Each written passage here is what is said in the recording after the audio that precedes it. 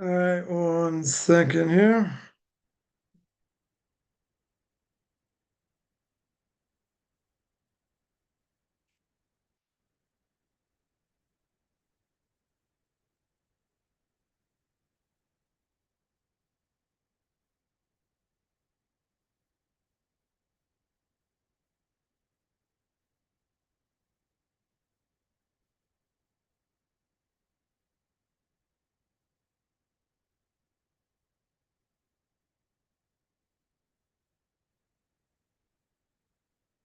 All right, so welcome to this Q&A. Again, want to welcome to this Q&A.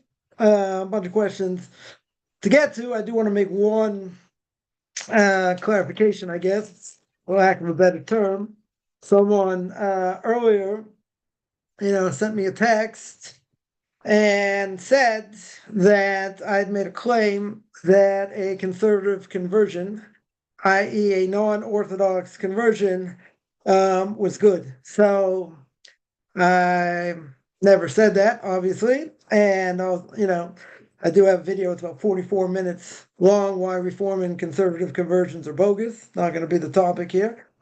But a contact person who made the comment and commented on the post, just to make sure, people understand that, that's something that I never said. That, I studied by them. A lot of them don't believe in God. They don't keep Shabbos, they don't keep kosher, many other things. So, my language, to sum it up, it's a travesty of a mockery of a sham. So, not much more to say about it. Just want to make clear that, people understand that we in the Orthodox community would never recognize it, right? Would never recognize that. Someone once tell me, or someone once asked, if I had a conservative conversion, is that going to help me with your classes? And I said, no.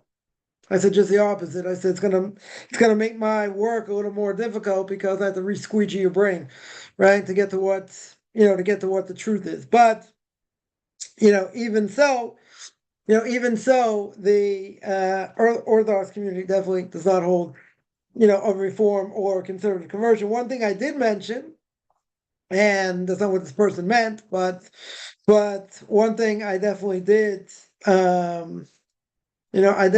mention was, was the fact that if someone wanted to come to Israel and they wanted to get a reform or conservative conversion, right, which would allow them to come back in the law of return, right, they would have problems if they came here, if they want to marry off their kids or do anything else, because they'd have to go through the chief rabbinate. They're the only game in town. And if a person have a proper conversion, again, they can live here. They're not going to have a problem, living here. They'll have other issues, but they won't have that problem. They get bank accounts. They can, get health insurance. That won't be an issue. And someone once asked me, they said, well, if I do that and they get a reform or, conservative conversion, it's going to be a lot easier to get to Israel. It's going to take a lot shorter time. I said, true. So they wanted, so they said, am I allowed to do it? So I said, I'll never tell you to do that. I said, you're right, 100%. It'll be a quicker conversion.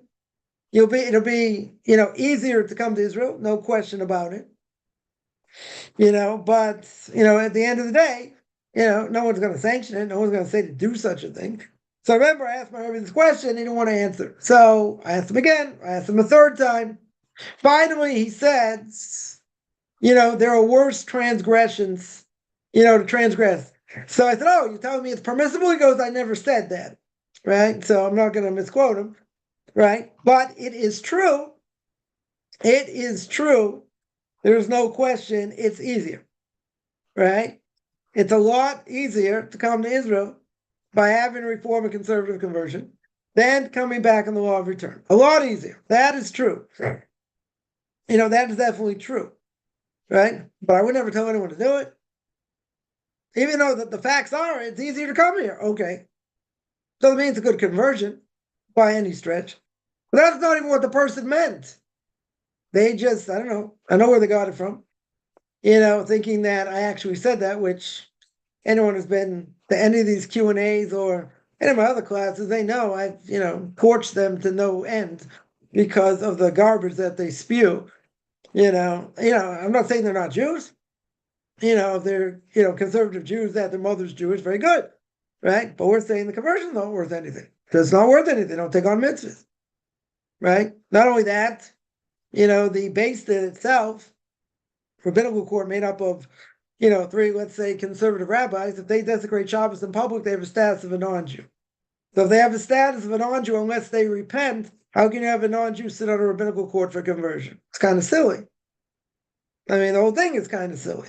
So basically, anyone who's going to say in my name, just clarify, make 100% clear, that I hold a reform or a conservative conversion, even a conservative version doesn't really matter, right? It's valid is, as the English would say, rubbish. They go watch my video on YouTube, on my YouTube channel, Beyond Orthodox Conversion Judaism, why reform and conservative conversions are bogus. That title should give it away that I don't hold of it. Okay, so enough about that. Someone had asked, which I didn't get to last week, or I didn't get to on Tuesday. I want to hit now, if I get to it, if I find it here. There was a question here, a few questions here, but see how many we hit. One is, we spoke about witchcraft. There was a question, what is the difference between witchcraft and kabbalah? Yeah, good question. Why isn't, we know witchcraft is forbidden, right? Witchcraft spoke about is forbidden. So the question is, why is kabbalah not considered witchcraft? Now, in general, we're going to say, kabbalah is legit, by the way. Some people think, oh, it's hocus pocus, it's not a legitimate thing, right? We, in the Orthodox community, definitely hold by it. Not saying the person should tap into it, right? It is, you have to have a lot of knowledge, a lot of Torah knowledge, and a lot of, I would say, not just humility, but you need to be somewhere, holding somewhere, in spiritual terms, right? Because otherwise, you shouldn't be delving into this stuff. It's like we always say, a person cannot study calculus if you never learned algebra, trigonometry, right? You cannot learn how to run, right, if you never learned how to walk or crawl, right? You can't jump levels. People who don't know the Aleph Beis or barely know the Aleph Beis should never be studying this stuff. Never. Right? If a person holding somewhere in the world, they have a lot of Torah knowledge, very good. Right? And if you're not, okay, so it's something hopefully you get to one day. But, a person has to be ready for it. Now, the Torah, in general, doesn't forbid controlling nature via Kabbalistic means. Controlling nature in general, you'd say, well, I can't play with creation, right? But if a person's holding somewhere in the world and they need to control nature for whatever reason, yeah, for Kabbalistic reasons, right? So it didn't necessarily forbid, that, but by witchcraft, it did forbid that. So what's the difference? So someone who's Kabbalist knows what they're doing on a high spiritual level. So there are forces God placed in the universe, which, let's just understand, have the ability to override ordinary laws of nature. He put these forces in the world. Now, part of it could be it's a test, just like evil, right? God put in the world, right? As Isaiah says, chapter 45, verse 7, God created evil. Big problem for the Christians. And the reason it's a big problem for the Christians, because where's evil come from? Mr. S. All right, Satan, the evil inclination, angel of death, whatever you want to call it, right? So now people would say, okay, if God created evil, it must mean God is evil. Not true, right? 100% not true. He allows people to tap into it if they want. He can stop them as well, right? So the Ramchal says in Derech Hashem, a person can tap in if they want. He's not saying to do it. God don't need to do it, right? But you could. Very good. So God placed things in the universe, right? Forces, that could override the ordinary laws of nature.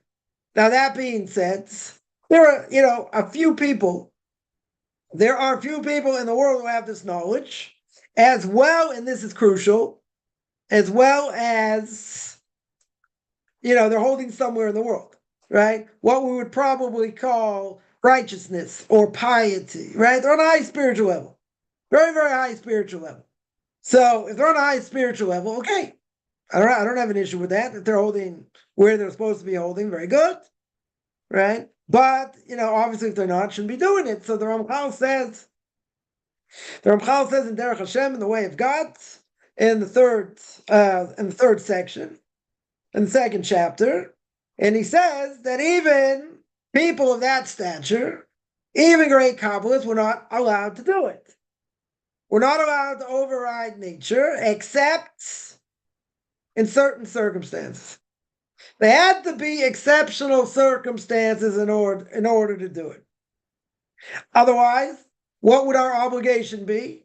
Our obligation is to abide by the laws of nature. There are stories that the Gemara says of a great rabbi who uses it's lofty prayers in order to do miracles for others, and what happened? Backfire. Right? Then he said, he doesn't have such power anymore. But what happened? What essentially happened? He found out or realized that, even though he's trying to help others, what's he doing? He's tampering with nature. So that's by Kabbalah, that's by Jewish mysticism. Okay, what about magic? What about magic and witchcraft? So magic and witchcraft are using unholy means, right? Tapping into the dark side, let's say. You don't have to be on a high spiritual level. Anybody can do it as long as, certain incantations and different things. You can have certain powers. Now, these forces are things that we should never play with, right? We mentioned this. We mentioned this, on Tuesday, that they come from a dark place, very, very dark place. So you can ask the question, okay, so why did God create it? Again, for a person to be tested, right? A person be tested by this. Should he tap into it? Shouldn't tap into it, right? Just like evil, no difference. So the Torah says very clear, don't do it. Deuteronomy chapter 18, right? That's where it speaks about it, verses 10 to 12, and other places where a person wants to control nature, i.e. predict the future. So we'll call that magic, we'll call that witchcraft, astrology, real astrology, not things you read in the newspaper, what the, astrology for the day is, right, or whatever. That's, it doesn't really mean much, right? Nonetheless, we mentioned before that kishuf, or magic, weakens God's heavenly tribunal, right? There are counter forces working against divine forces God uses to guide the world, right? That is, that's what he does. That's what it does, right? So therefore, these forces are not good. They're not good. But again, there has to be good and evil in the world, right? As the Ramchal says. So therefore, it's an interesting question. Okay, so if God put it in the world, so why do it? If it's so bad, why do it? So again, you have a mixture of good and evil in the world. It's like you have good, you have to have something to offset it, right? You have to have evil. So there are legitimate ways to override nature, but again, there are unholy means. There are unholy ways to do it, as well. So is the person going to do it technically in the right way if he's going to do it, right? Or not. The story of the Maral, famous story of the Maral of Prague, created a golem, right? A creature of human form, couldn't speak, right? So to speak. It's a famous story called the Golem of Prague, right? Etc. But bottom line, Bottom line over here is that even if someone was on a holy level, very high level, only in extreme circumstances should it ever be done. Right? Should this ever be done? Witchcraft does not come from a holy level. Anybody could do it. Right? As long as you know what you're doing, so to speak, few incantations, different things, whatever it is, then anybody could tap in. Right? So again, that is very different. That's coming from a very dark side. Not only that, it is dangerous, right? Extremely dangerous. So that's why the question comes up. And someone says, well, what's the difference? A big difference. There's a difference of where the source it comes from. And not only where the source it comes from, why is it being used? Because even if someone's going to use it for the right reason, right? If it's coming from a holy source, of course, they're going to be extremely careful. Extremely careful. Yeah, it could cost them their lives. Using from an unholy source, same thing. Right? God doesn't want you to tap into it, give you power. Can give you a lot of power. Yeah, but the Torah says number of places, don't do it. There's a big difference over here, right? Very, very big difference between Kabbalah and witchcraft. Tapping into this dark side. How would you know the difference? Of course you know the difference. What do you mean? Why am I asking the question? How would you know the difference? You don't think someone knows the difference? Someone on that level wouldn't know the difference? Of course they know the difference. Of course they know the difference. Right? In order to let's put it like this. In order to use it in the right way, you got to be on a high spiritual level. You got to be on an extremely high spiritual level. If you want to tap into the dark side, you don't have to be on a high spiritual level at all, right? Someone who's not on a high spiritual level, they ain't tapping into the real thing. They're not tapping into the holiness. That I can guarantee you. How do I know? Because they don't have the knowledge. Not only don't they have the knowledge, they don't have the piety. They're not holding anywhere in the world. They're corrupt. People like this, totally corrupt. So if they're totally corrupt, what are they looking for? They're not looking for holy things. 100% they're not looking for holy things. And even if they were, right, we'll give the benefit of the doubt here. Even if they were looking for looking for the holy aspects of it, right? Even if they were looking for the holy aspects of it, they wouldn't find it. How do I know they wouldn't find it? Because they're not on the level. So they'll tap into the easier thing, right? What's the easier thing? The dark side. So you're going to ask me, how do they know? Pretty simple. Pretty simple, because they won't be able to tap into the other side. They won't know what they're doing to tap in. They're not on the spiritual level to do it. They shouldn't have to be on any level. Right? You can be doing all kinds of terrible things along the way. It doesn't matter. Right? All you need to do is say certain things or whatever it is, and that'll take care of it. You can do it. You want to tap into the real thing on the holiest, on the holy level? Forget it. These people are never going to happen. 10 lifetimes never going to happen. Right? So you want to ask, how do they know the difference? Of course they know the difference. They know they can't tap into that. They won't be able to. They'll tap in, to Witchcraft 101 or 101A or 101B, right? They're going to tap into things they can do. The other things they will never be able to do.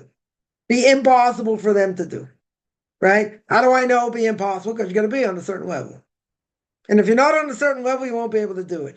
This stuff is easy, right? Relatively speaking, a lot easier, right? A lot easier. Yeah. So first part of the question is, how are you going to know the difference? Right? You know the difference, right? Right. And how do you know you're not just doing knowledge to assist your circumstance? Because minimal knowledge can get you to do things on the unholy side. Minimal knowledge will never touch the holy side. Never. Impossible. Yeah. What if you say someone's, he's got 120 IQ, they're an absolute genius? Doesn't matter. It's not about knowledge, right? It's not about brain power. It's about knowing in spiritual terms and being on a very high spiritual level. They call that in English piety, right? Or being pious, right? That means you're holding somewhere in the spirit, in spiritual terms. These people are not holding anywhere in spiritual terms. There's no possible way it'll happen, right? So just using knowledge will not do that. It will not do that because you don't know what you're doing, right? God says my people are destroyed for lack of knowledge. You're right. Why are they destroyed? Because of lack of knowledge. And what does that have to do with anything over here?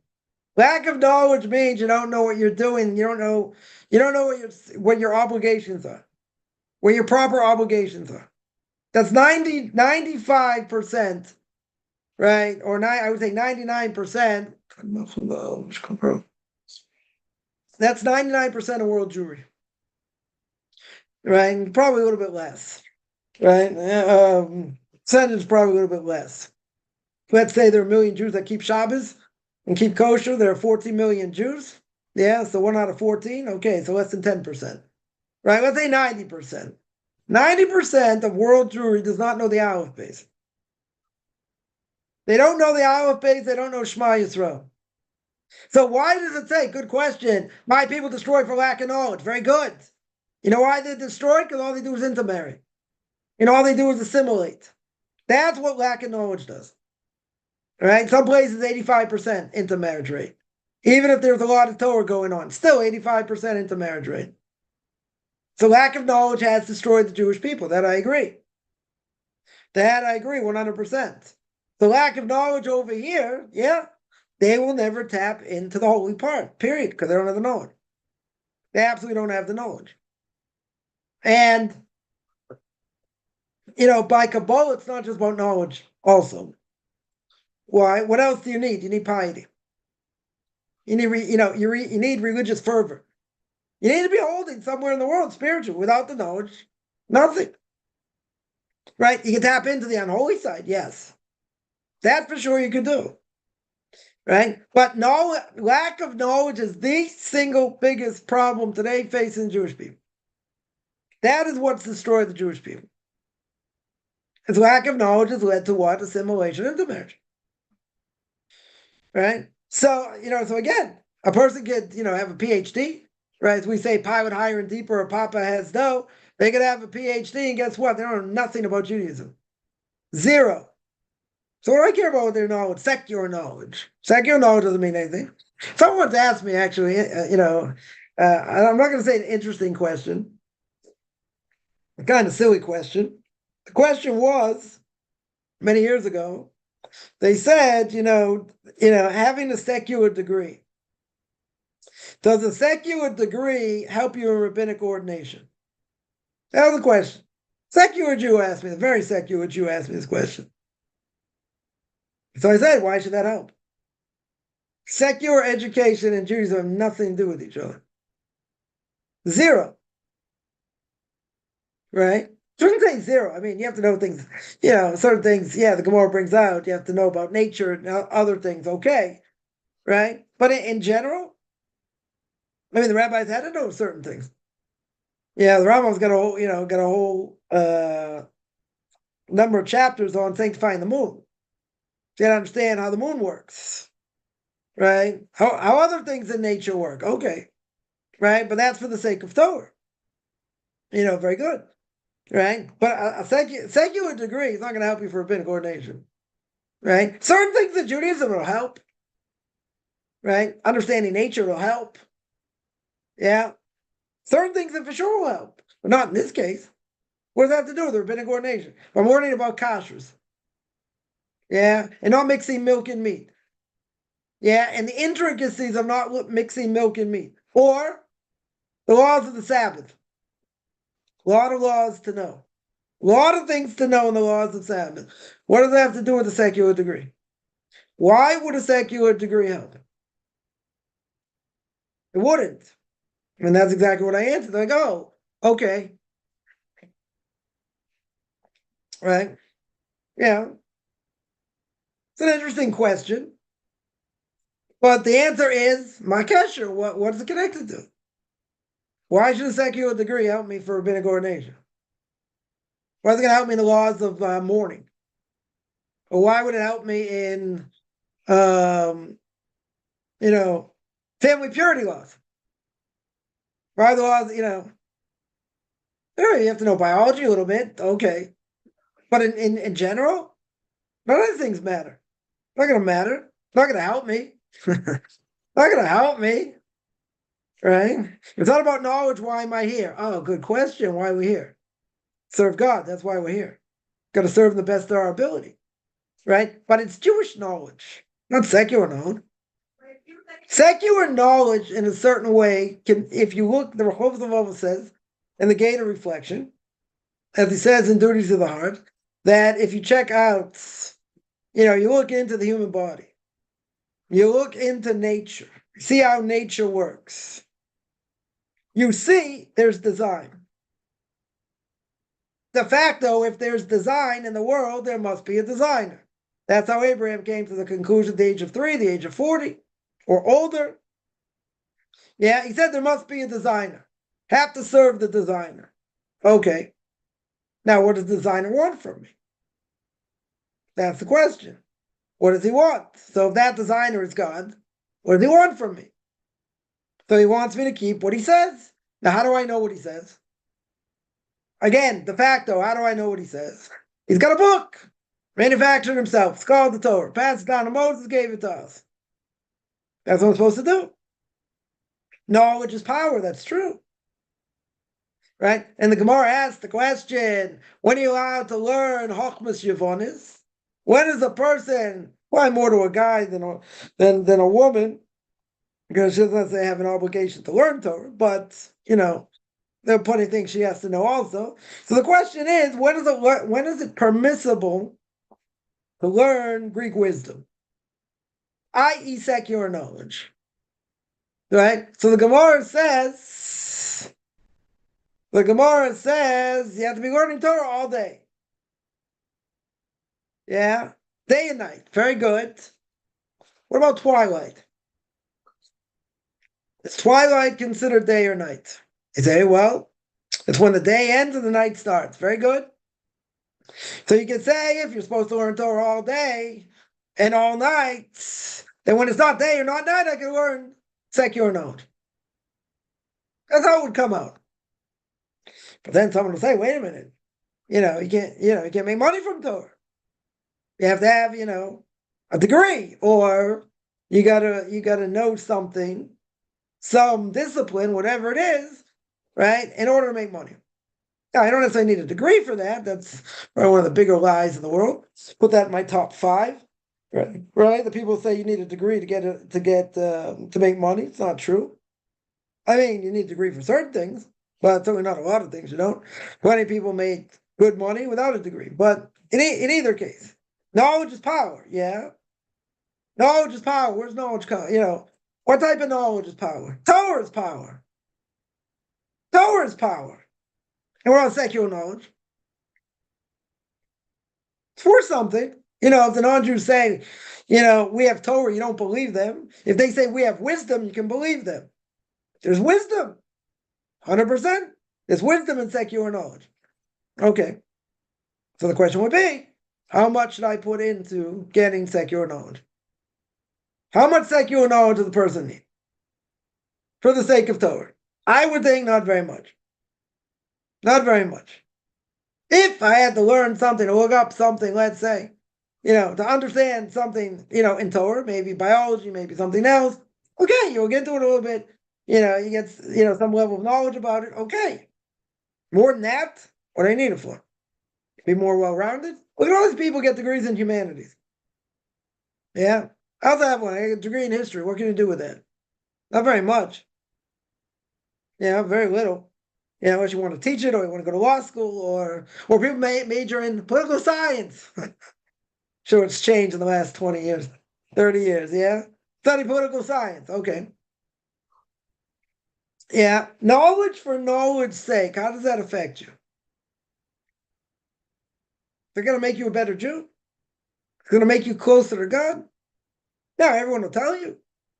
And you got, modern Orthodox Jews tell you, why get asked to go to college? It's already learned enough, Might have a real grueling schedule, like 2 mornings, 2 afternoons a week, right? You got to give him an opportunity, see if he's going to be a rabbinic scholar. Okay, you give him 5 years. It doesn't, if he doesn't make it, then in 20 years he won't make it. So, so fine. But they're very big. Their kids should have, a powerful secular education. Go to Ivy League schools. And many, many modern Orthodox parents who push their kids for this, they regret it. They have absolute regret because they didn't come back the same. I'm not going to say, exactly what the percentage of kids who went off after the fact, but you're in that environment. You're living that environment amongst non-Jews. Right? You got to be very, very strong to be in such an environment. You got to be focused, on learning as much as possible besides taking classes. But they come out correct. I'm not going to say all of them, some of them. And there's good reason because of what they're exposed to. Right? So we're here to gain spiritual knowledge. That's what we're here for. Now, if you need other knowledge to enhance that, whatever, right? It's going to explain certain other things. It's going to help you in Torah. Okay. I don't necessarily have a problem with it. Depends on how much time you spend on it, what you're doing with it. But knowledge for knowledge's sake, forget it. What do you need it for? Well, you got to tell me, it's going to show me godliness in the world. Yeah, Torah will do that. There's so much to learn in Torah. Why would I waste my time in that? Unless I needed to know something or learn about something or, whatever it may be. Okay. But in general, everything's in Torah. If everything's in Torah, I don't need this other stuff. See, secular Jews never want to hear that. Or Orthodox Jews don't want to hear that. Right? Because they see there's a base for that. Because they're part of the secular world.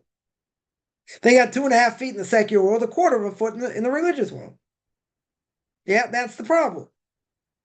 They'll go to ball games, they'll watch movies, they'll do other things, they'll destroy themselves in the process. I'll tell you a story. There was a number of years ago, there were 22 rabbinic court judges that were approved on the chief rabbinate. 15 out of 22 came from the outer Orthodox community. It's about 58%, right? If you do the math.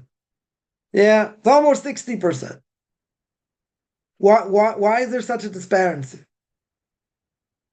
Why is there such a big difference? You tell me it's half and half, a little bit more, a little bit less, whatever. Okay. But you tell me 60%? It's a very high percentage. Because the main focus in the outer Orthodox community is learning Torah. That's how you measure someone who's big and who's not, is how much Torah they know. And by modern Orthodox Jews, it's not necessarily the case. They'll say Torah is important. Shabbos is important. Yeah, forget about the way they dress. Not an issue. I'm not talking about that. I'm talking about what their focus is. And the reason they're not going to produce like the outer Orthodox community will, because that's not their focus. The focus is not on learning. It's important. They'll tell them it's important for sure. But, keeping Shabbos and whatever. But almost just as equal is, in the secular world. Now, some people would say it's not true. All I do is get a job and I had to do this. Okay. There are people very strong in the modern Orthodox community. Yes. But a lot of them? Okay, so, I'm a nice accountant, make halfway decent money, or a lawyer, or this and that. I find time to learn a little bit here and there, but there's a value. There's a value in that. You ask a modern Orthodox parent, what would you rather your son be? An actuary, an accountant, or a rabbi? Rabbi's number 3 on the list. By most. Why is that? What's the simple answer? Because the values are skewed, right? The values are skewed. I was there. It's part of that community when I started out. I have a lot of gratitude. They got me to my next stage. No question. But there's a lot of lacking there. A lot of lacking there. So what's the main reason I left, as most people know? Because I felt there wouldn't be anything. They learn a little bit of this, a little bit of that, get rabbinic ordination, they don't finish anything. They don't plow through, tractate after tractate, finishing the entire Talmud. They don't do that. That's not the focus. Now, some of them, okay. They're working, so they learn Daf Yomi, 7 years, they'll finish the Talmud. Very good.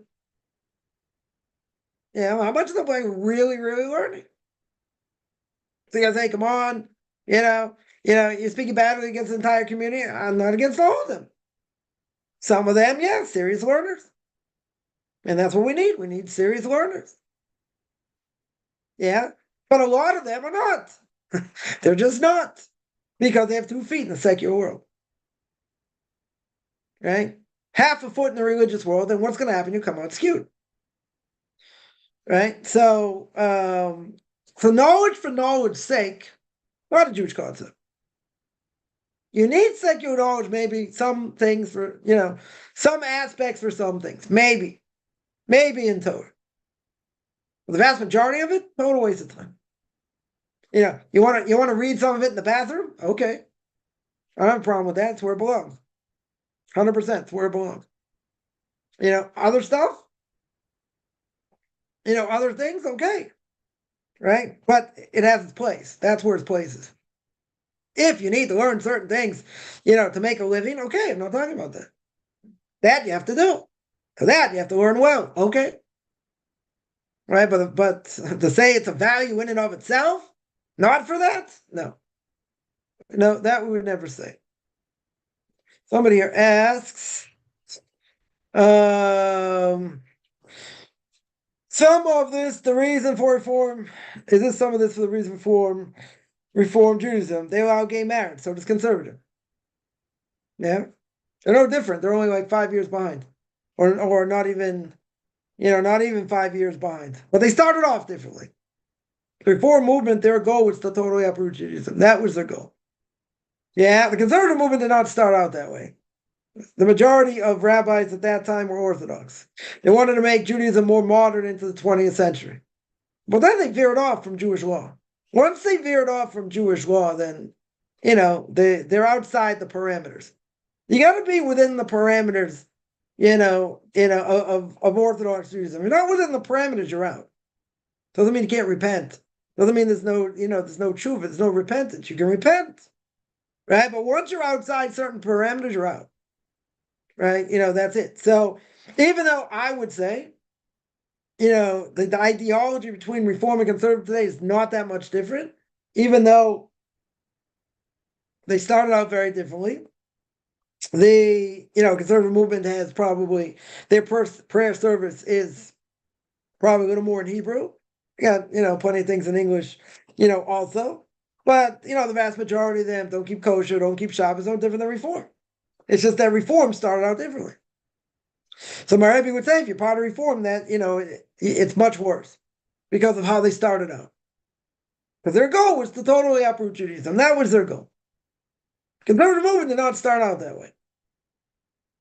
Now, whatever they do, they're not that far behind Reform. They're pretty much the same. I don't think they're that much different. Some people in the conservative movement think, no, I'd never be Reformed. They're too far gone. And you're not? Right? You're not that far gone? Of course they're far gone also. But again, I would say they're much, they're much closer in what they do than regardless of how they started out. Now, Rabbi would say not that way. He'd say the fact that the person started out Reform, even if they don't know anything, but they belong to that movement, that's a lot worse than being conservative because of what the movement stood for. Even if they're not radically different from each other today. I said, but they're similar. They're similar in so many ways. No, doesn't matter. Fact is, the way the Reform movement started, he would say they're much worse. Much worse. But they're doing the same thing. Essentially doing the same thing. Yeah. So what about conservative when they have women doing more roles? That's another problem. That's what split the movement down the middle when I was there, when they decided to make women rabbis. That totally split the movement. Yeah. Totally split the movement. And then there was a group that started what they call the branch of traditional Judaism. Somewhere between conservative and modern Orthodox. Yeah. But you're right. That was one of the main things. That's what really split the movement. Right? Really, really destroyed it in many ways. Is that missing the mark? Or is it missing the mark? Yeah, I would tell you if all these things they do, all these innovations, that's the word. All these innovations, if they would help bring more people to Torah mitzvahs to keep something, I'd have a very short discussion. Very, very short discussion. And the reason is because at least they're bringing people to Torah mitzvahs. Okay. So, again, Torah doesn't tell me to do this, and I'm not allowed to do this. But if they started making innovations, and it's bringing a whole bunch of people to synagogue, and they're keeping more Torah and more mitzvahs, can have a very short discussion on it, but doesn't. They include women, they have gay rabbis, they have all kinds of things that does not do it. And both movements are dying. I don't care what the numbers are, they're dying.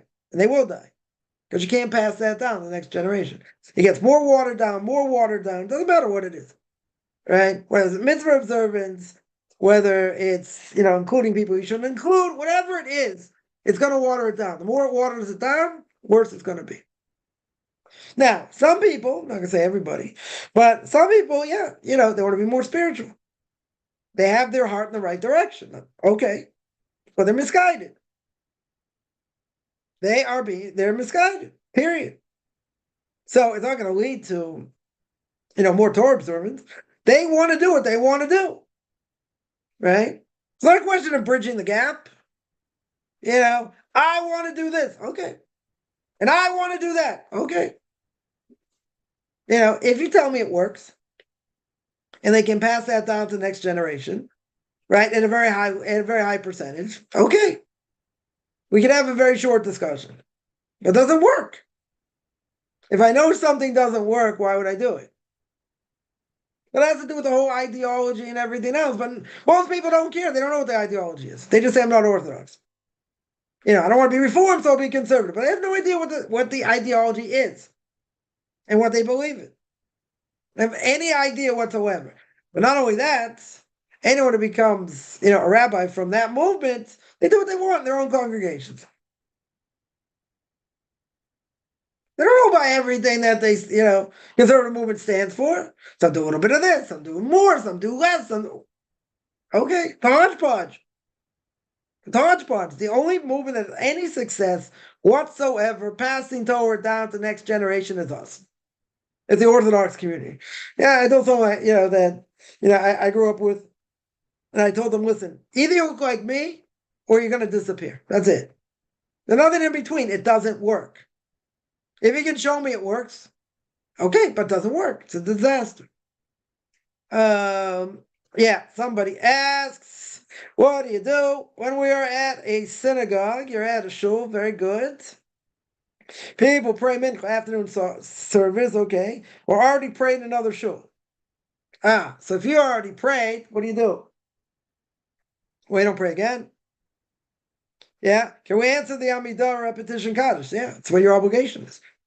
Right? If you're sitting there, let's say you're sitting there learning. You're in a synagogue learning.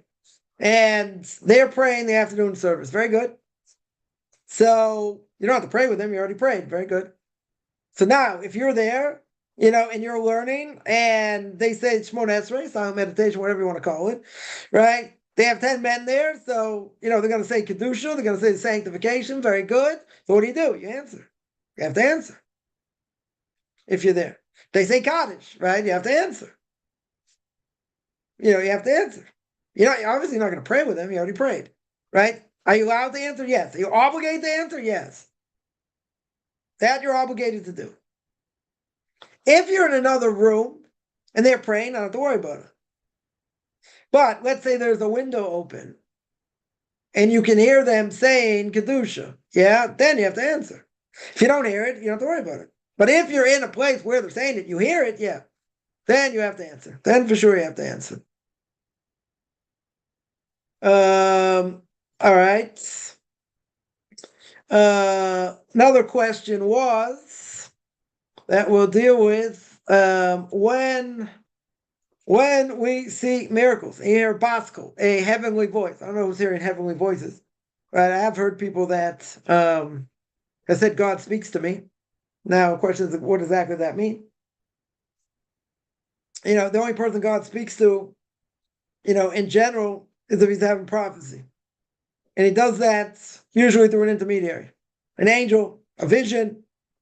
God ain't speaking to anybody. There's no prophecy today. The Gemara says that today, who are the prophets today? Imbeciles or little children.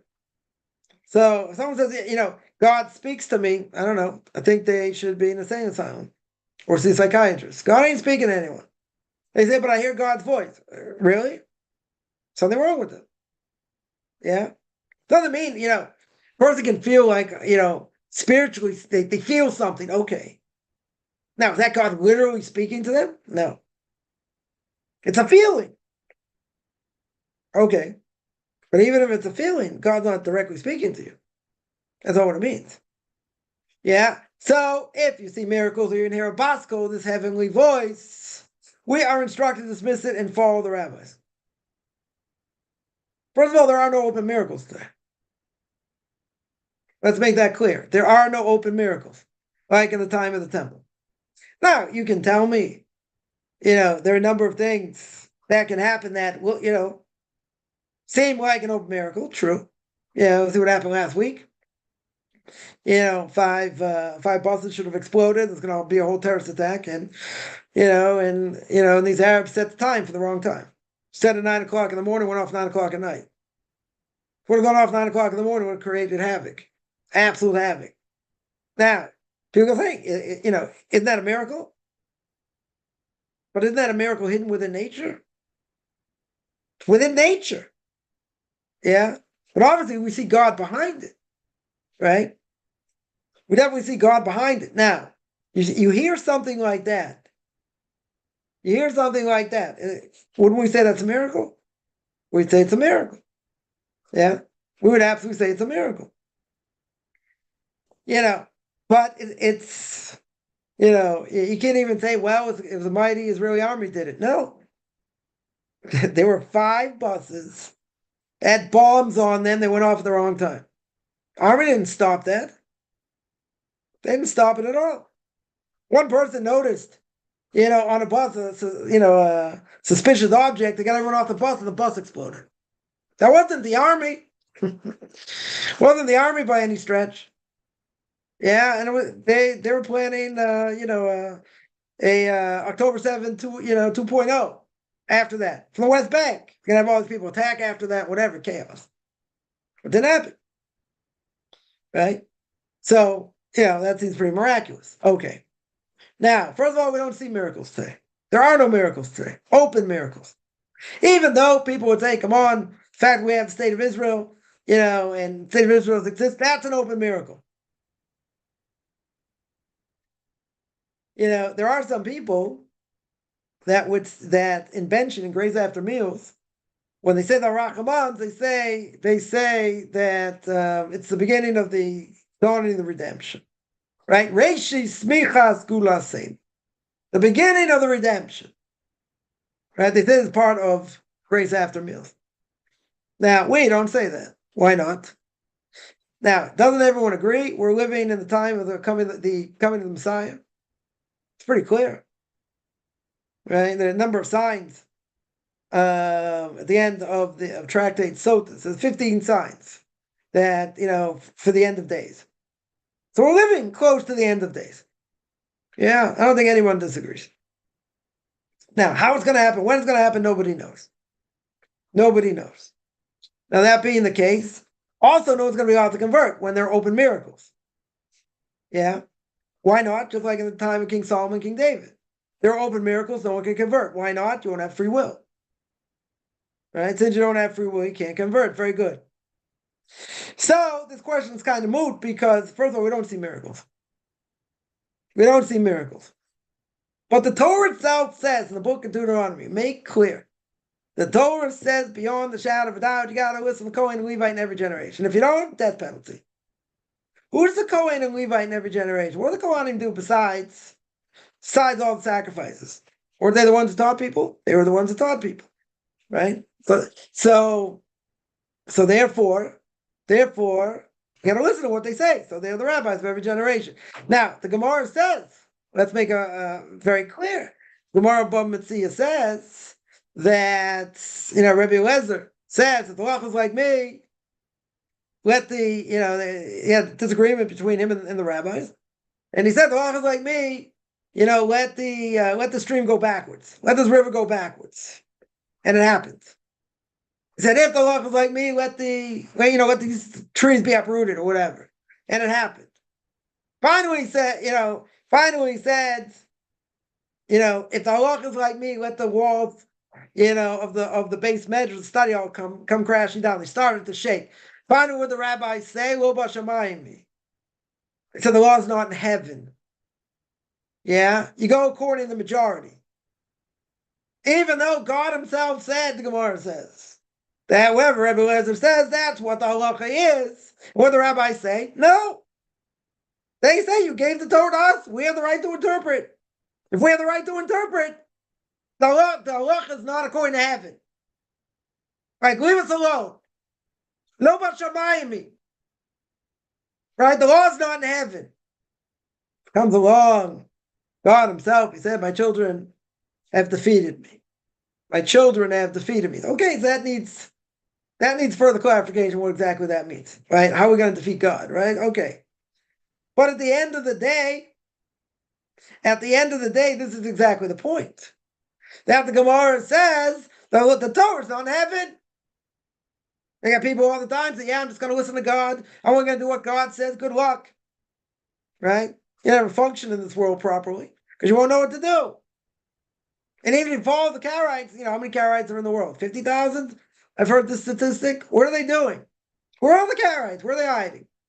When's the last time you heard of a great Karaite convention? They're basically not in this world. They don't have any function in this world.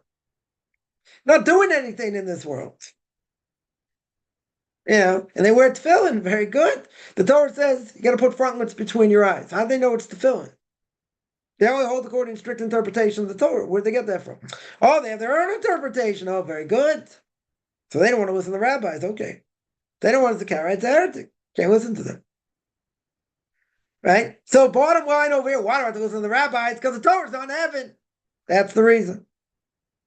If the Torah be in heaven, we'd have to jump off, the commentaries say, and bring the Torah back and live it the way we want, the way God wants us, let's say better. The way God wants us to live, very good. But the Torah is not in heaven, so I don't listen to a Bosco. Right? I do not listen to a heavenly voice because it doesn't matter. Not saying the heavenly voice is not real. Not saying that. Right? But the rabbis answered. The rabbi said, you got to listen to us. Heavenly voices don't matter. Right? So it's not about seeing miracles or anything else. We're listening exactly what the rabbis tell us to do. Generation after generation. Hasn't changed. Because the Torah is not in heaven. So you want to ask, why we see miracles even here? Bosco, a heavenly voice. Why do we instruct them to dismiss it? That's the reason. The reason is we don't listen to heavenly voices. Heavenly voices in this world don't matter. I'm not saying they're not real. Could be very well real. Right? Doesn't matter. The point is the mitzvah listen to the rabbis. Period. Because the Torah is not in heaven. If the Torah is in heaven, good. Then you got an obligation to listen to what it says. And what God's going to tell you to do. Very good. And if not, the Torah is not in heaven. So I have to listen to the rabbis. That's my obligation. That is, I would answer that. Somebody asked, no Orthodox synagogues near me. It's better not to go to Reform or Conservative service. Yes. What's the point? You explain to me what the point is, because I want to feel part of a community. It's not a community. The travesty of a mockery of a sham. Right? Better stay at home. And people tell me, but it's better than going nowhere. I don't know. I wouldn't say that. I would say better go nowhere. Better go nowhere. Do whatever you can at home. But, going there, you can't give legitimacy to it.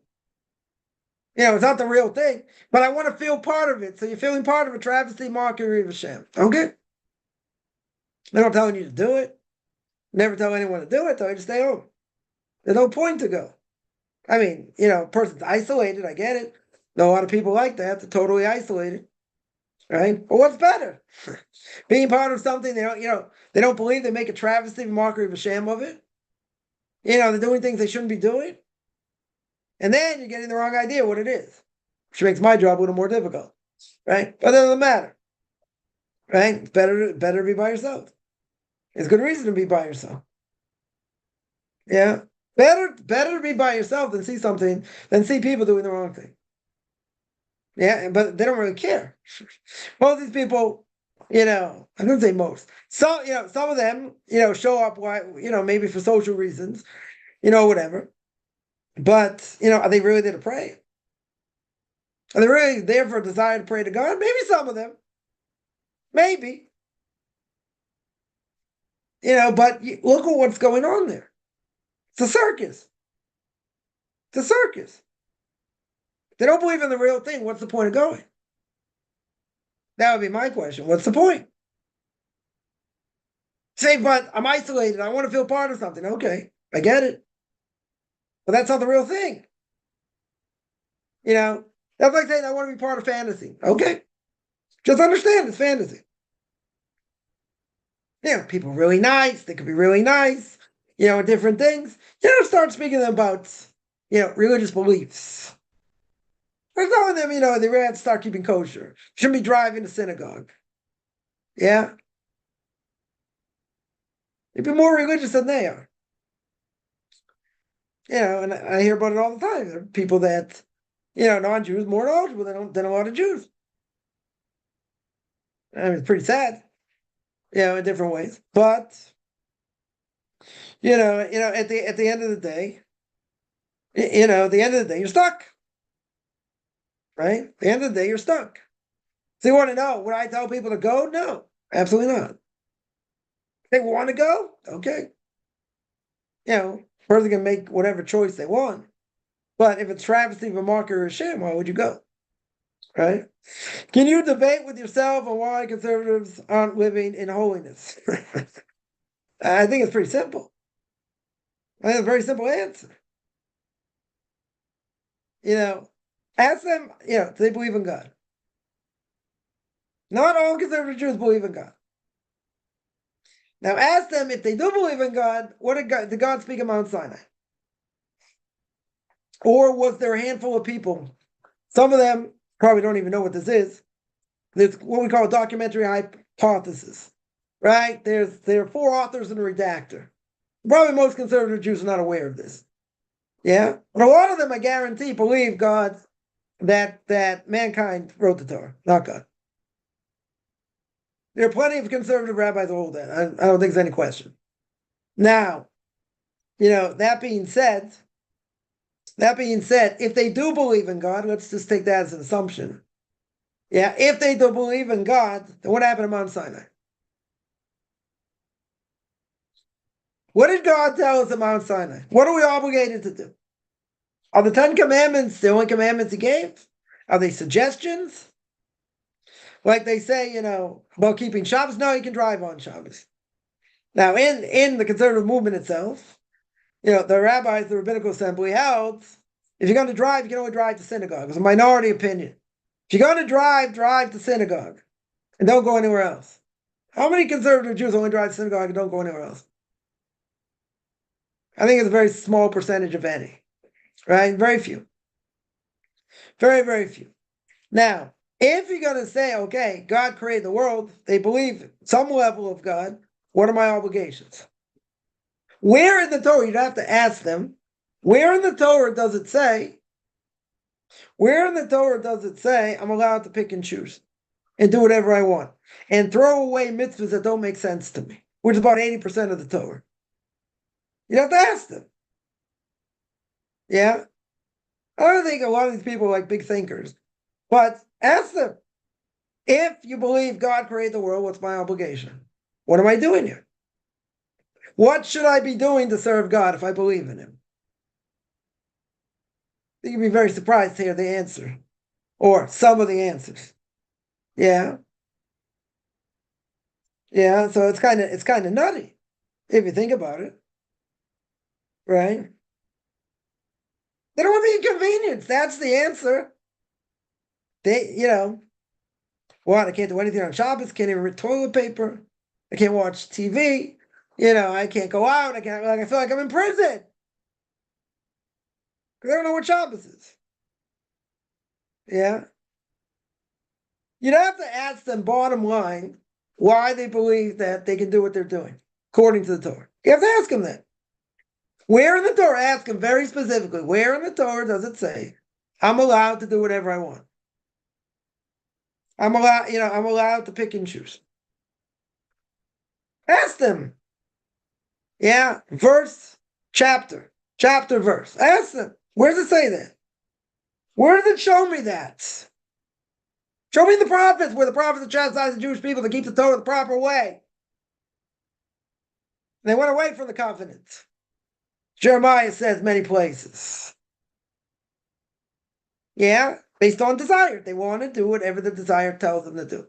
That's not Torah. That's Torah made up in your own mind. So you have to ask them that question. Why aren't they living in holiness? Right? Why do I laugh? Because I don't want to live in holiness. That's why. They have no intention whatsoever to live in holiness. They want to do what they want to do. Don't tell me I can't watch a ball game. Don't tell me I can't eat shrimp. Don't tell me I can't marry a non-Jew. Ask them. Go ask them. You'd be shocked at the answers. That's the answer. They don't want to be inconvenienced. Why would I keep it? I'll keep it a little bit. I won't keep it at all. What do they keep? What mitzvahs do they keep? Properly. Shabbos? Definitely not. Kashrus? Definitely not. Family purity laws? I can't imagine. You might have, a few people here and there keeping something. The vast majority don't. So ask them why. And I'm telling you what the answer is.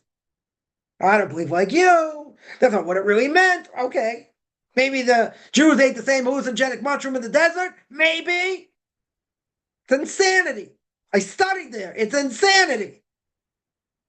And these are the cream of the crop of the people going to the Jewish Theological Seminary in New York, studying as undergrad or being rabbinic students. It's insanity.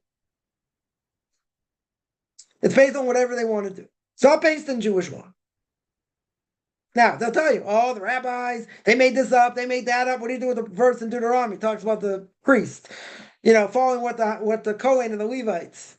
And if you don't, you get death penalty. What does that mean?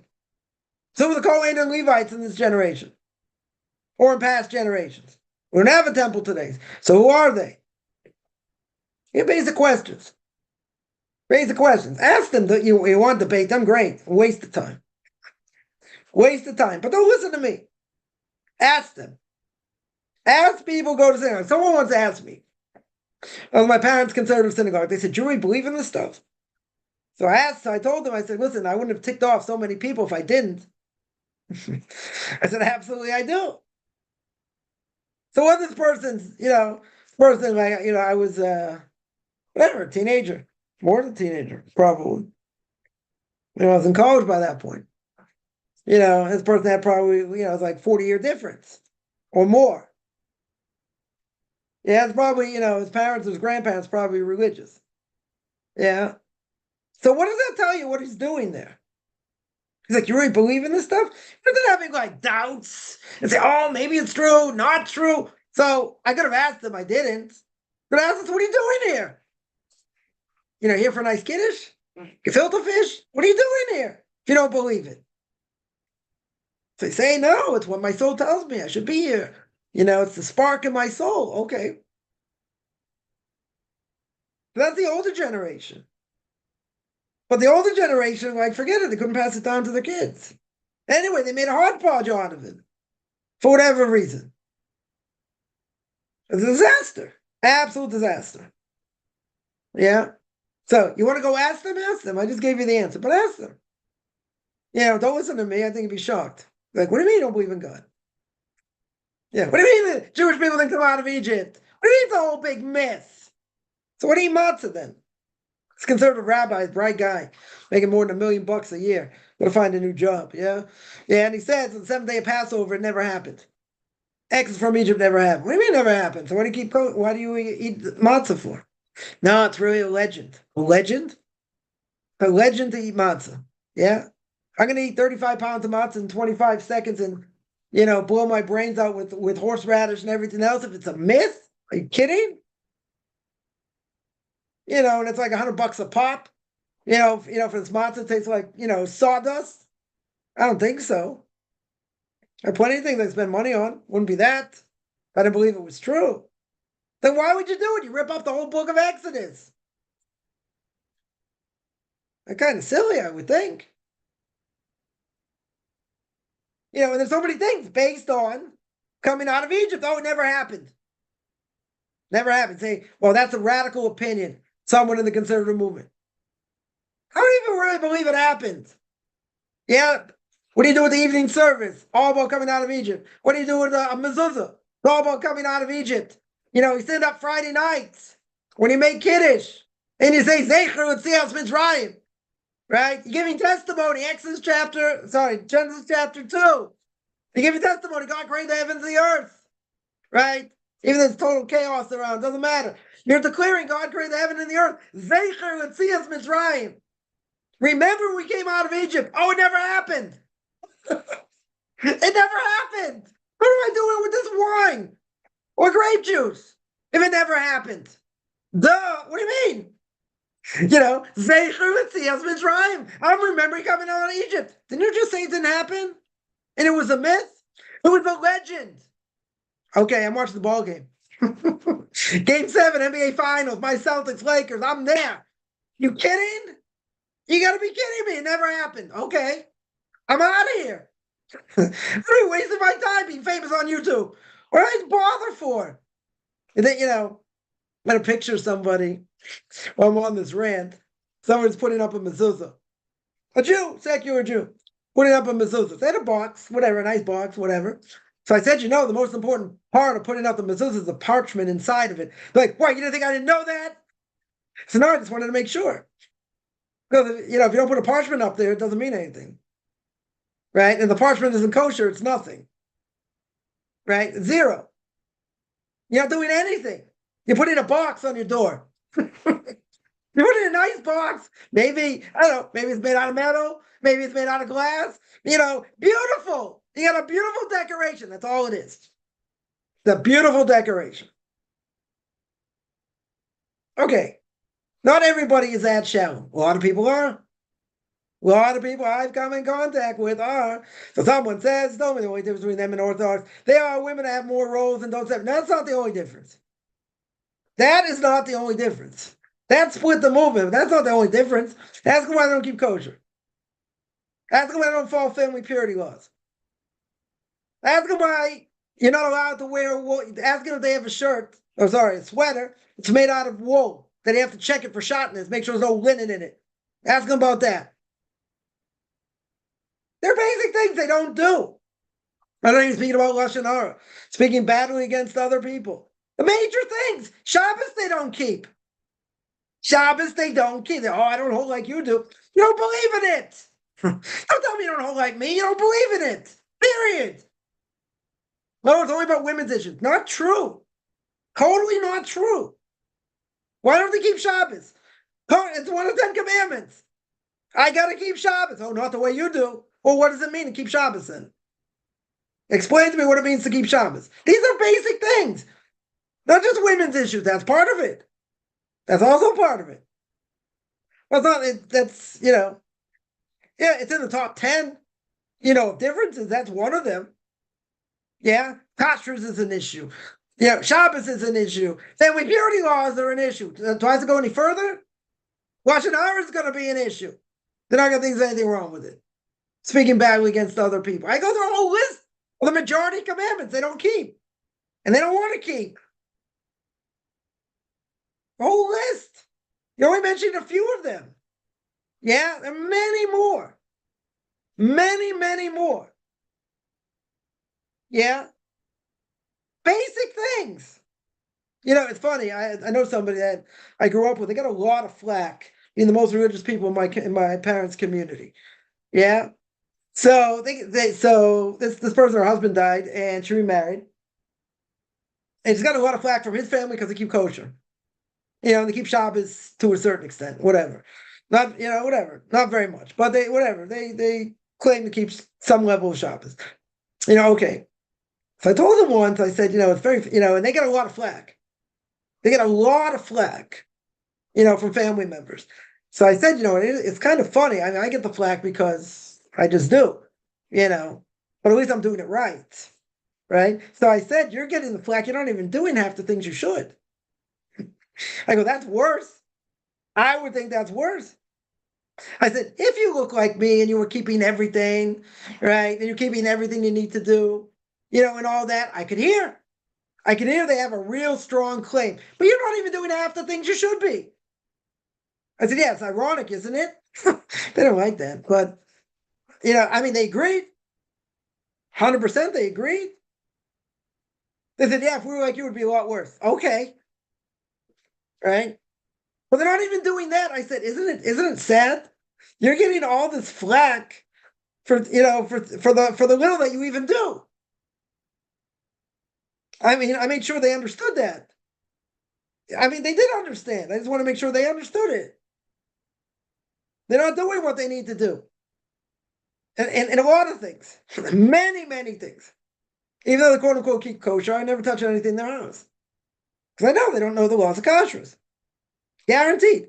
If I would tell this person, listen, you cut an onion, which is sharp, with a knife. Yeah, with a dairy knife. You say it's a dairy knife. Okay. You cut it with a dairy knife. You just put that onion in a mixture of meat. Yeah, that 100% is treif. Why? Because first of all, I got pressure of the knife. Second, even if it wasn't used within 24 hours, doesn't matter. It's like I have direct dairy on this onion. Why? Because the onion is sharp. And that's going to revitalize that knife. It's going to make it a dairy knife. It's not just taste. It's actually dairy itself. You put it in a meat pot, you mix it with meat. Guess what? Treif. Now you tell a conservative Jew who keeps kosher that. You tell them that. They're not going to have a clue what you're talking about. Not going to have a clue. I'm not talking about where you mix things up here and there, whatever. Okay. Yeah, I'm not even talking about that. I'm not even talking about that. What about using a hot plate or a blech, as we would call it in Yiddish? How many conservative Jews use a hot plate on Shabbos? How many know how to use a hot plate on Shabbos? These are basic questions. You're going to be asked this if you want to convert. These are basic questions. And I'll bet all the money I don't have, none of them can answer it. None of them. You know why I'm so sure? Not because of ego or ego. Might be because of ego, but I don't think so. They don't know the laws. They never learned the laws.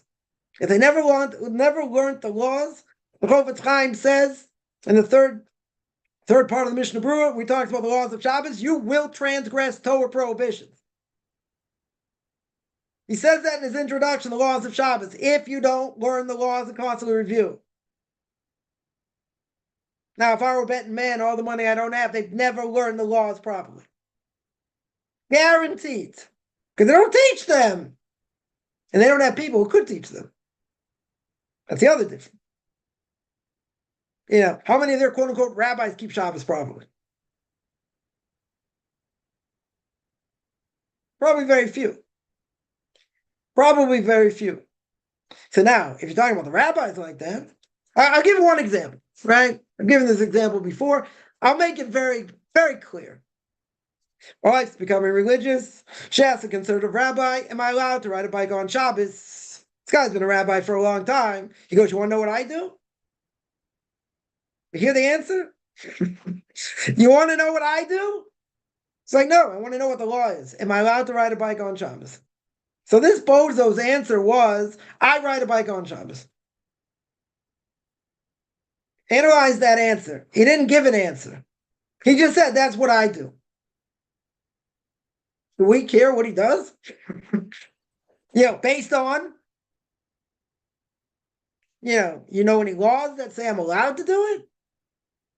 What happens if your bike breaks down? You have to fix it? So what's the answer? I don't care what you do. It doesn't matter what you do. What is the law? I need an answer. You know why I didn't answer? Because he doesn't know. How do I know he doesn't know? Because he would have said, well, it's a difference of opinion. Most people say you shouldn't do it. Why not? Because if the bike breaks down, you might fix it. So there's the problem. And what if you bring things carry, you don't have an A-roof? That's going to be a problem. But he didn't answer that. He didn't answer that. He said, you want to know what I do? What does that tell you? You can say, oh, maybe there are other conservative rabbis more knowledgeable. Maybe. I'll take it another step further. So there was a rabbi that I had a close connection to many years ago. And I once asked him the following question. I said, people back in the day, 50, 60 years ago, conservative rabbis, they really know anything?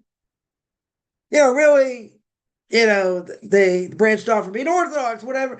I said, like, back in the heyday, like in the, in the 60s, 70s, these rabbis really know anything. So he smiled and he said, I'll tell you a story. He said, there was one of these conservative rabbis came. He was like the vice chancellor one time, whatever, and he came to ask him a question. He came to ask him whatever, certain question. So he told me that the question he asked, he gave a share in Daf Yomi, right? He gave a class in Daf Yomi, meaning, they learned 2 pages a day, and they finished the entire Talmud 7.5 years.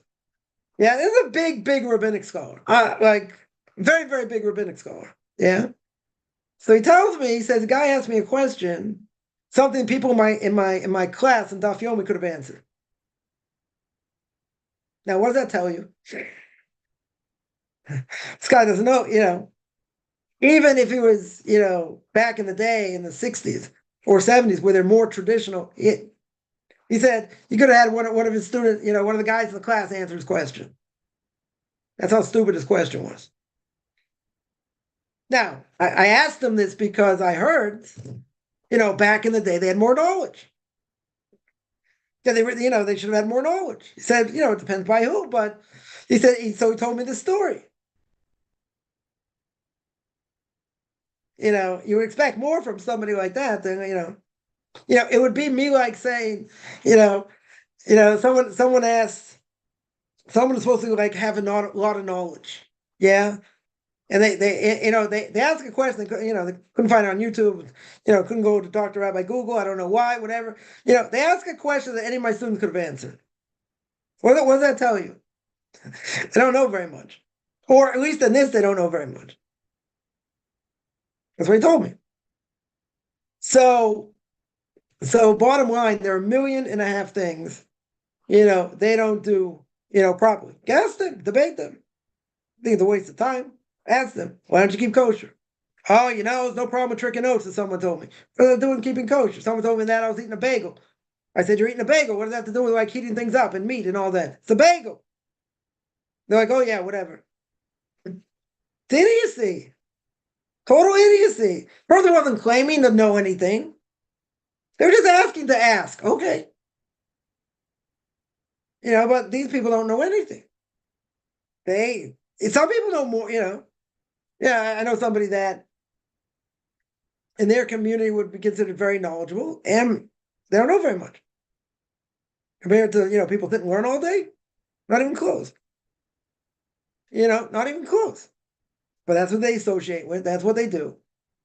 Okay, not based on knowledge. 100% not based on knowledge. They don't have it because their teachers don't have it. If your teachers don't have it, you can't learn it. Period. All right, let me see other questions here. Didn't Hashem give the Torah through Moses? Yes. So didn't even heaven, he went up to heaven to get it. Yeah. God gave it to him on a platter. Very true. Right? So he had to go up to heaven to get it. Right? He was there 40 days, 40 nights. And he went up a second time. Right after he broke the tablets. Right? Would it be accumulated? God gave it to him as a gift. Imagine if you tried to pick up something that weighed like, 50,000 tons. You ain't going to be able to lift it, right? You and 5 people are not going to be able to lift it. You and all the power lifters in the world won't be able to lift it. Yeah? Or, all of a sudden, someone comes with like, I don't know, a huge tank or something, and they lift it up. Okay. Same thing over here. There's like, so many laws, so many complex laws. How did Moshe Rabbeinu remember everything? You're gonna say, come on, he was the closest thing getting to the highest level of knowledge, right? Almost got to the 50th level of knowledge. He didn't, right? It's missing one level of knowledge. Okay. But even with all that knowledge, God gave it to him as a gift. It's a gift. Gifted it to him. Yeah, he couldn't hold it in all himself. God had to give it to him. Right? So God taught him, but he gave it to him as a gift. And then he taught everybody else. But it wasn't something like a gradual thing. He gave it to him one shot. How? Don't know. Right? But he had it. And he had all the laws. What was he doing 40 years? How long would it take to teach 613 commandments? Even if he had 1,000 teachers, 3 million people. 10 years? 15 years? What was he doing 40 years? He was teaching all the laws. All the future laws. For the rabbis. That's what he was teaching them. Yeah. So especially considering the stage of the past and present, connected, which turn through goes to heaven. Again, the sages had special knowledge. Right? That's true. God-given knowledge. They don't work hard for it. Right? But then after, there's a difference between being a sage and being a prophet. Now, there are some sages that were prophets. Right? That they were. But even though you're going to tell me that weren't they connecting to Hashem? Okay, it's not direct. There are people that had, great rabbis had the lowest form of, what do you call it? The lowest form of prophecy, which is known as Ruach HaKodesh, divine inspiration. Even some people in this generation have it, right? It's a low form of prophecy. Very good. Right? Very good. So you can tell me that certain people will give in certain information. Okay. That they never, ever would have had. The only way they got it is because, quote unquote, a little birdie told them. Okay. Right? They are very spiritual people, so they're connected. That's true. But we're not talking open connection with God speaking to them, literally. Not like that in Moshe Rabbeinu. Right? Even so, more people praying through the names of Hashem, which are obligated to specific angels. It's a different issue. Right? That's a different issue. Yeah. So wouldn't the voice of heaven, by the way, be a way to highlight what individuals obligated to? People say, let's say like this. People say that they are divinely inspired. Right? That's what the conservative movement will say about, what happened. Mount Sinai and, future generations. There were people there, great people, divinely inspired. Well, there are a lot of crackpots, also divinely inspired. Gaddafi, has own inspiration. Pol Pot, Stalin, all these other murderers. Yeah? So how do you differentiate between being divinely inspired and the real thing? How do you know it's a real thing? These people say, commanded by God to do this. You can say, oh, they're crackpots. Oh, how do I know the crackpots? How do I know the crackpots? Well, they killed 40 million people. Thank you very much. Proof in the pudding. Yeah? What if someone's like a real spiritual being? Okay. And they hear a heavenly voice. Yeah, so if you're one of the rabbis of that generation, maybe. Later generations, never. Right? Never. So even though the knowledge, God's helping us get that knowledge, right? He's getting that knowledge. But again, the Torah's not in heaven.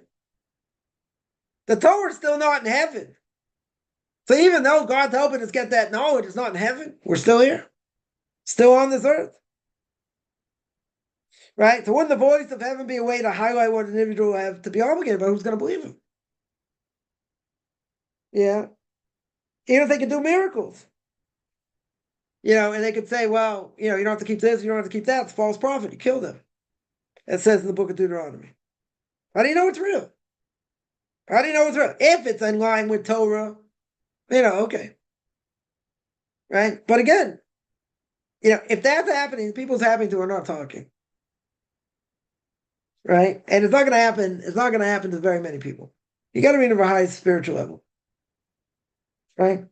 One of my rabbis, blessed memory, once told me, part of a Din Torah, litigation between two people, and there's a great rabbi there, and he said the certain information that he gave over that he said not possible according to human nature, he should have known that.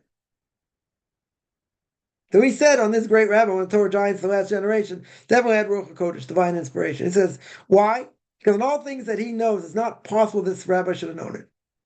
Certain piece of information. There are people that have it. Okay, the vast majority don't.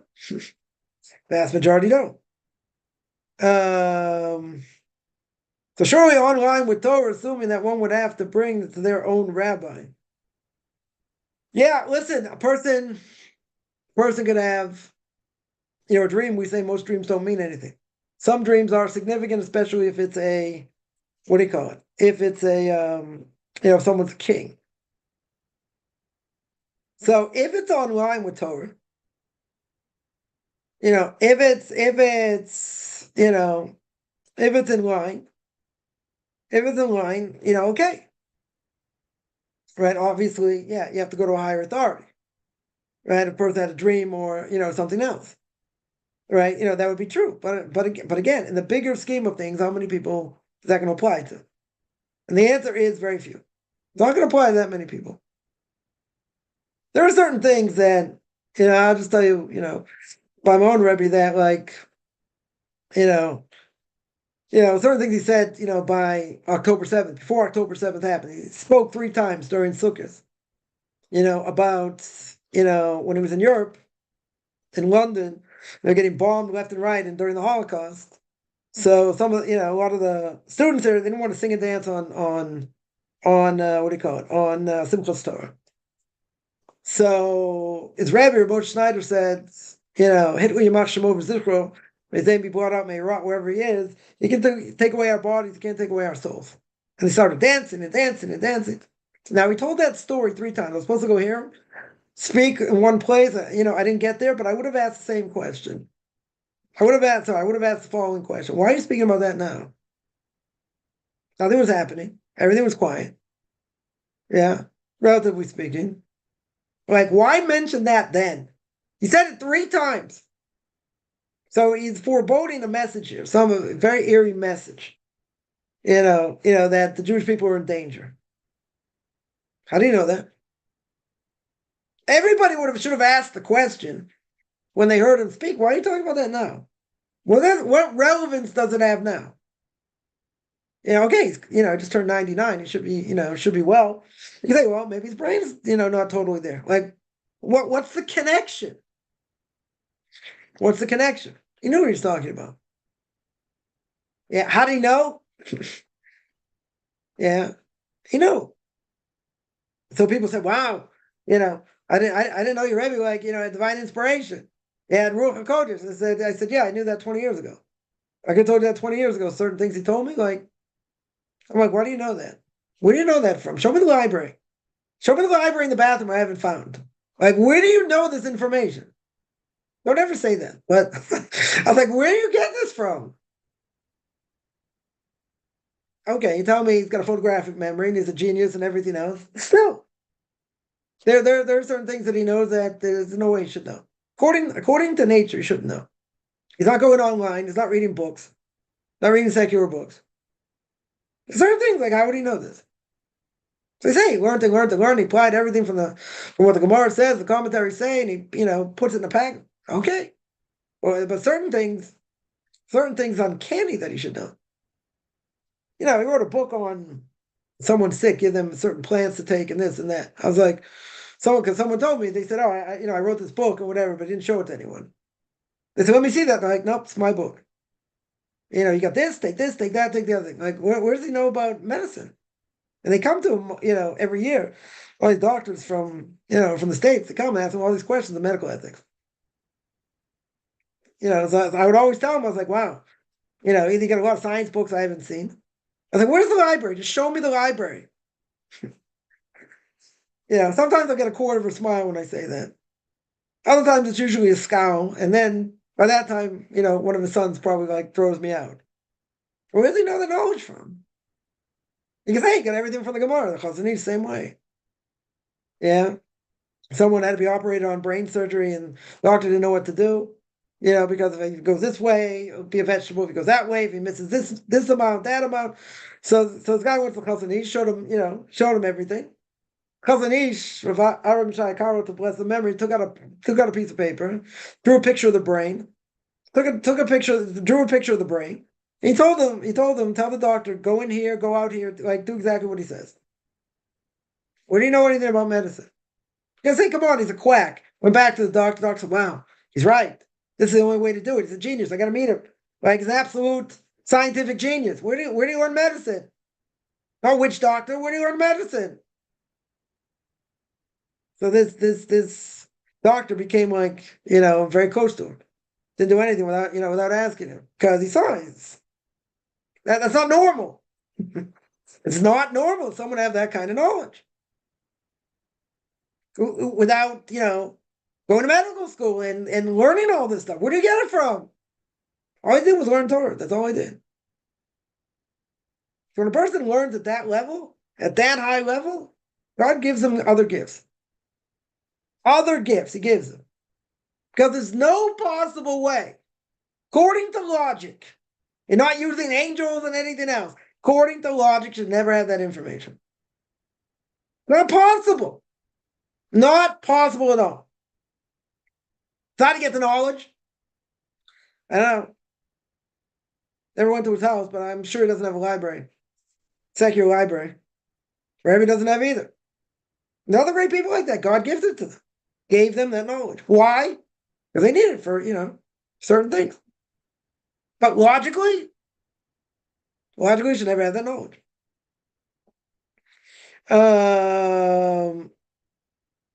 Yeah. Any other questions? How can we know that a person is the right match? Isn't that easy? You got to see, they have the same values. Are they going in the right direction? One thing is you got to see, a person's compatible. They get along. Most important thing, are they attracted to the other person? Now, attraction, you don't marry for attraction. But if you're not attracted, you can't get married. Right? So how do you know 100%? You don't know anything 100%. The only thing 100% in this world is death and taxes. And not necessarily in that order. Yeah? So you have to see. Do you get along? They have the right, Torah outlook. How can you see a person under pressure? You can't. It's not so easy. How do you know how a person really is? Well, when they speak to you and this and that, they're on their best behavior. Right? Usually. But a person should be able to sense if, they have good values or not. When you talk about important issues, how would you do this? How would you do that? What do you think about this? You gotta see where they're coming from. You have to see where, where they are. And they have to make a decision. Is this, is it going to be good for me or not? Right? Some people, if they're not sure, and they have doubts, they have dating coaches. You have to see, break it down. Is this a red flag? Some cases may be a red flag, may not be a red flag. Right? But certain things you can't know for sure. So usually love comes after marriage, not before. But you have to see, like, when people are set up today, young men and women, they're set up today. So they talk about all kinds of things. They do, different things as well, different activities, but, try and see them in different contexts a little bit. We have to see, the family's compatible, how they grow up, what are they looking for? Some people want someone who's going to work. Some people want someone who's going to learn X amount of time or this. But they have to get along personality-wise, right? They have to be attracted to the right person. They have to be attracted, and you have to see if they get along. Speak. That's great. Things going in the right direction, right? You don't see any red flags. Why should a person get married? I mean, they got to live together, first, or really get to know someone, better. But 75% of anyone who lives together gets divorced. You know what they say? If you're milking the cow for free, it's not as fun when you're married. It's a guy talking. Yeah. But, you can't know for sure. You have to go what your gut tells you. Is the person a good person? They have the same values. They're going in the right direction. Do they want to go in the right direction? And you have to have a list. I wouldn't say a big list, but what are you looking for in a person for marriage? And weight it, meaning what's the most important thing, what's the least important thing. And see, you meet a person, you speak to them, you see if they check off the boxes. But you don't make a huge list. You make a huge list, you'll never get married. You have to make a relatively short list, the most important things. And see. Right? Then you see. Usually when a person knows, they know. Usually. But, there are other factors. Most important factor, are they attracted to each other? But are they going in the right direction? Now, is that a guarantee going in the right direction? Hard to tell. You don't know what's going to happen later. Maybe the person will flake out. Maybe. That's why I tell people you should never date till after conversion. For that reason. You want to make sure they're going in the right direction. Right? You have to see. But are the values compatible? You have similar values, similar likes, dislikes. I mean, you're exactly the same. But they say when you know, you know. You have some doubts, but that's normal. That's normal. If it's something, brings up a red flag, yeah, I can speak to someone. Right? That's something recently, we asked someone and said, yeah, it's a major red flag, but trying to verify now if that's really what the person meant or not. Right? I have to see, because if it's a red flag, then yeah, it's a problem. Big problem. Because then to get married, the person will be miserable. So, you can't see someone in every context, but you got to take like the most important things. Yeah, you have to meet. It's not enough just to speak or video chat. People do meet on Zoom and different things. Okay, but you got to meet in person also. You have to see a person in action, see how they act, see what they do, right? And sometimes you can't see, if a person's under pressure, like how they're going to react. Some people act one way, other people act the other way. You can't know that for sure, right? But again, it's a person too demanding. A person trying to put someone, try and fit someone in a box. They're too perfectionist. I mean, whatever. Yeah, you have to write a list, a short list, not a big list, of what the most important thing you're looking for. From like 1 to, I wouldn't say up to 10. And see, does this person, fit the match or not? And if it's something like, it's like a top priority, and this person doesn't meet it, then you got to reevaluate and say, is this really the most important thing or not? What would be a red flag? What would be a red flag? Person bursts out in anger. Bursts out in anger for no reason. Or, I shouldn't say no reason. They get upset at something that really, they shouldn't get upset about. Right? Or, let's say, person got an image how his wife should look. Yeah? Got an image how she should look. Even after having a number of kids. Yeah? That'd be a red flag. Yeah, because physicality is more important than anything else. Or if somebody, let's say, would want to take a woman shopping to dress the way they want them to dress, that would be a red flag. That's being controlling, right? Those are certain types of red flags. Yeah. All right, we're gonna have to end here. Let me just see. Yeah, any other questions?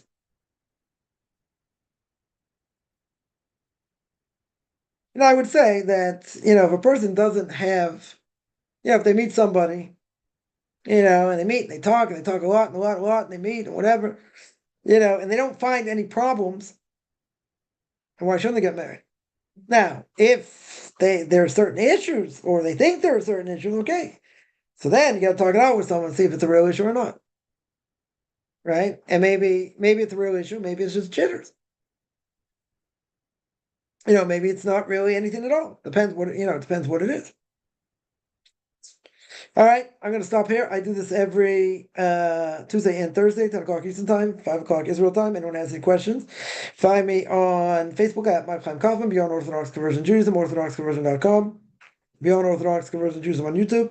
There I got videos on Q&As, ethics of our fathers, Book of Leviticus. You want to send me an email, rabbichaimkaufman@gmail.com, RBBICHIMCOFFMAN@gmail.com, which are good beginning of the day, middle of the day, end of the day.